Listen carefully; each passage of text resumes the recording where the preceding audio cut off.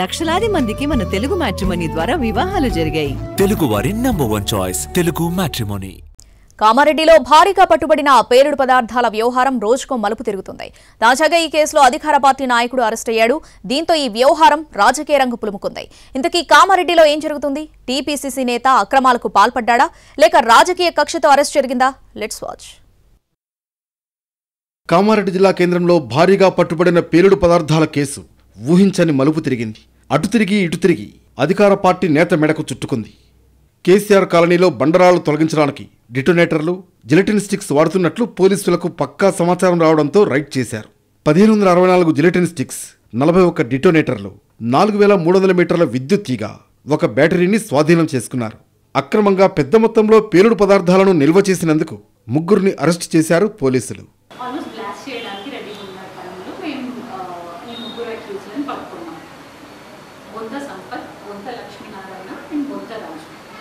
ముగ్గురు బ్లాస్ట్ చేస్తుంది. ఆ టైంలో మేము పట్టుకున్నాం.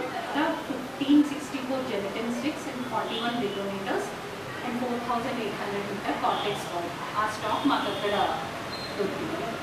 విచారణలో భాగంగా పేలుడు పదార్థాలు ఎక్కడి నుంచి వచ్చాయని నిందితుల్ని ప్రశ్నించారు పోలీసులు. దీంతో లింగాపూర్ శివారులో గల శ్రీవారి ఎకో టౌన్షిప్ నుంచి తీసుకొచ్చినట్లు తెలిపారు.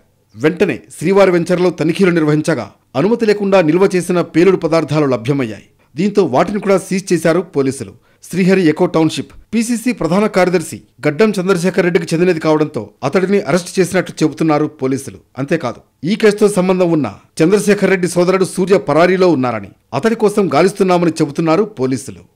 గడ్డం చంద్రశేఖర్ రెడ్డి అరెస్టును ఆయన భార్య, మాజీ మున్సిపల్ చైర్పర్సన్ హిందూప్రియ ఖండించారు. రాజకీయ కక్షలతోనే తన భర్తను తప్పుడు కేసులో ఇరికించారని ఆరోపించారు హిందూప్రియ. పేలుడు పదార్థాల కేసులో చంద్రశేఖర్ రెడ్డి అరెస్ట్ కావడంపై తెలంగాణ పీసీసీ ఆరా తీసింది. అతనిపై క్రమశిక్షణ చర్యలు తీసుకునే అంశాలను పార్టీ పరిశీలిస్తోంది. చంద్రశేఖర్ రెడ్డిని సస్పెండ్ చేసే అవకాశం ఉంది. మరోవైపు ఈ వ్యవహారం రాజకీయ రంగు పులుముకోవడంతో లోతుగా దర్యాప్తు చేస్తున్నారు పోలీసులు.